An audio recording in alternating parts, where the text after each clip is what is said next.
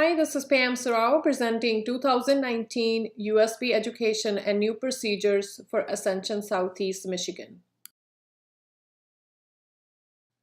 Objectives of this training are to learn the importance of USP regulations, demonstrate correct hand hygiene and garbing procedures, correct way of donning and doffing PPE prior to handling hazardous drugs, describe ISO classifications and recommended action levels, explanation of correct cleaning and disinfecting procedures, proper aseptic technique, and overview of handling hazardous drugs and spill management.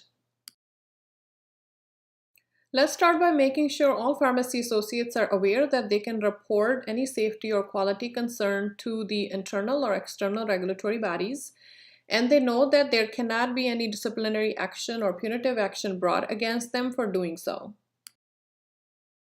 USP regulations for pharmacy are enforced by the state boards of pharmacy, FDA, Joint Commission, or PCAB.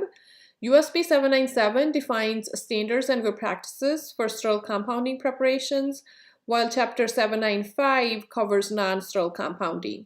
And USP 800 describes standards and good practices for handling hazardous drugs.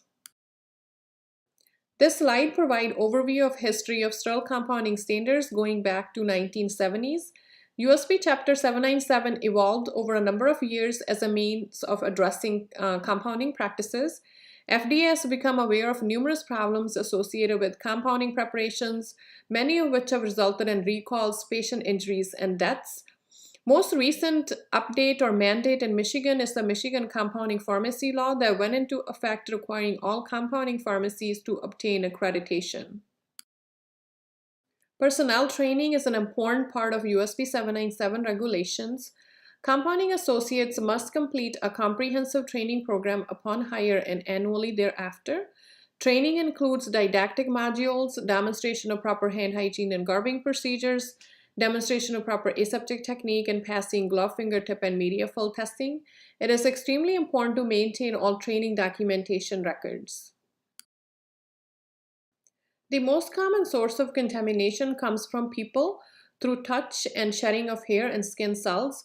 Other sources of contamination could be from supplied air to the area such as HVAC system, from adjacent spaces, and from the surfaces around us such as walls, floors, packaging, and equipment.